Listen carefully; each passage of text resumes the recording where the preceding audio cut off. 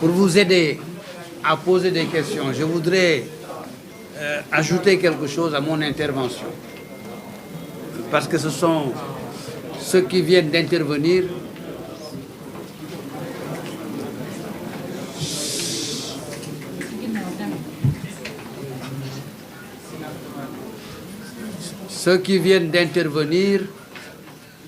ont élargi. Nous sommes ici pour apprendre.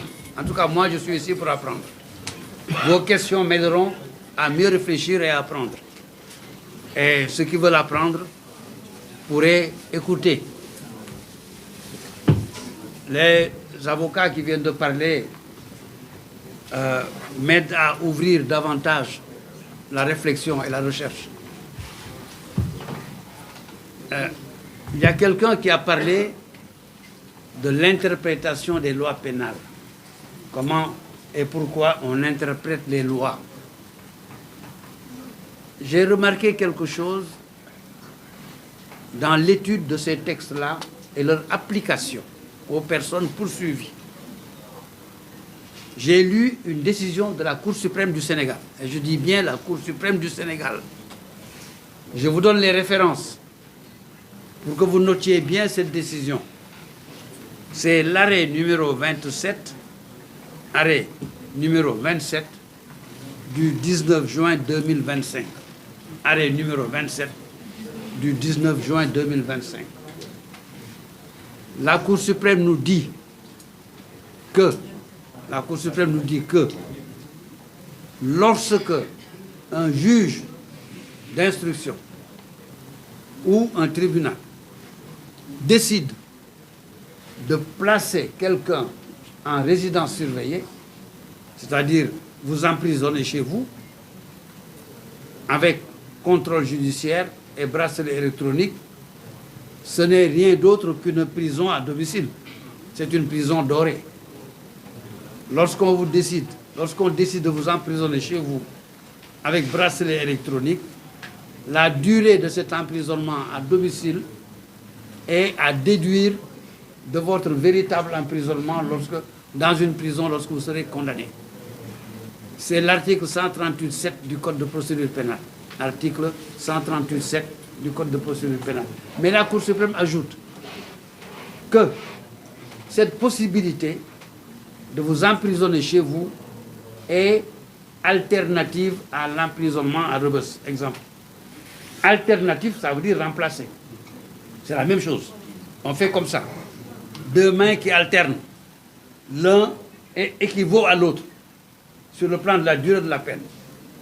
Et la Cour suprême dit que le juge d'instruction n'a pas le droit de choisir ça lorsque le juge vous poursuit sur la base de l'article 140 du Code de procédure pénale. L'article 140 du Code de procédure pénale dit que le procureur, il demande, vous êtes en prison par force. Et vous ne sortez de prison que lorsque vous avez des contestations plus que sérieuses, ou lorsque vous remboursez tout, ou bien lorsque vous êtes gravement malade, comme c'est le cas de Farba. Et la Cour suprême nous dit qu'il n'est pas possible d'appliquer dans ce cas l'article 138.7. Alors, je pose la question suivante aux juristes de la Cour suprême. Lorsque l'article 140 du Code de procédure pénale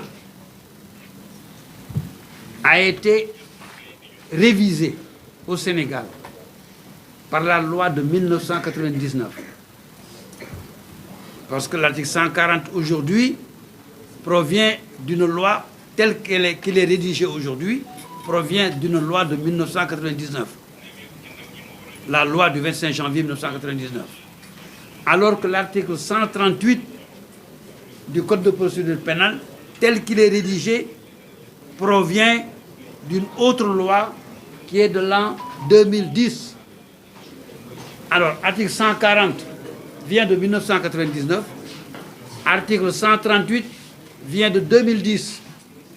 Mais quand on fait le Code de procédure pénale, on dit 1, 2, 3, 4, 5, 6, 7, 8, 138, 139, 140. Or, le 138, son contenu a été voté après le 140. Le 140 a été voté en 1999 et le 138 en 2010. Mais quand on énumère, on dit 1, 2, 3, 4, 5, 6, 138, 140. Et la Cour suprême, voyant que le 140 dans l'énumération, dans la numérotation, est venu numériquement après 138, a dit non, 140 est venu après, 140 s'applique, 138 ne change pas 140. Or, 138 est venu diminuer la portée de 140 parce qu'il est venu postérieurement.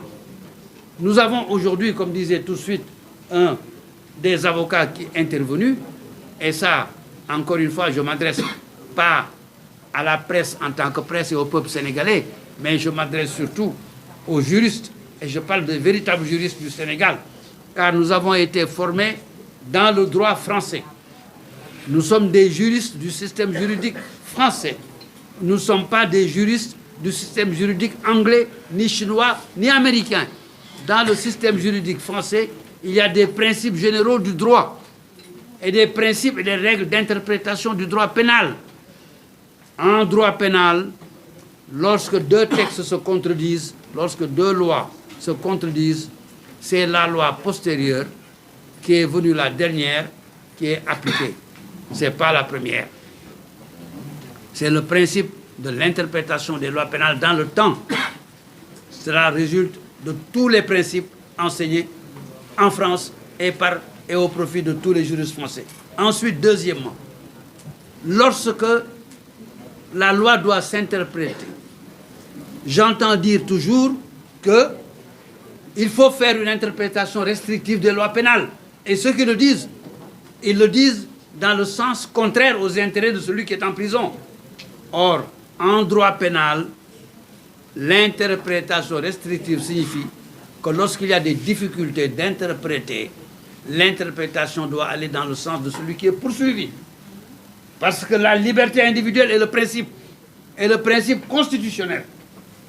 Lorsqu'une loi quelconque doit porter atteinte à un principe, à une liberté constitutionnelle, cette loi ne peut pas être interprétée en cas de difficulté, au contraire des intérêts de celui dont on prend les libertés.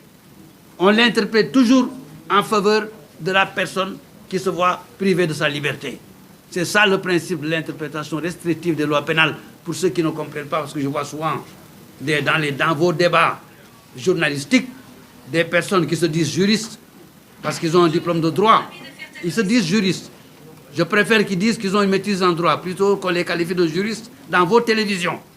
Ce ne sont pas des juristes, ils ont des diplômes de droit. J'admets, mais ce ne sont pas des juristes. Parce qu'ils ignorent les principes fondamentaux qui font le juriste. En disant interprétation restrictive contre les intérêts de Farmangom, interprétation restrictive contre les intérêts de tel, une interprétation restrictive de la pénale ne doit aller que dans le sens de l'intérêt de celui qui est poursuivi. C'est ça les principes, ça fait partie des principes du droit auxquels nous sommes soumis. Alors, ici et ailleurs, je voudrais préciser, comme l'ont précisé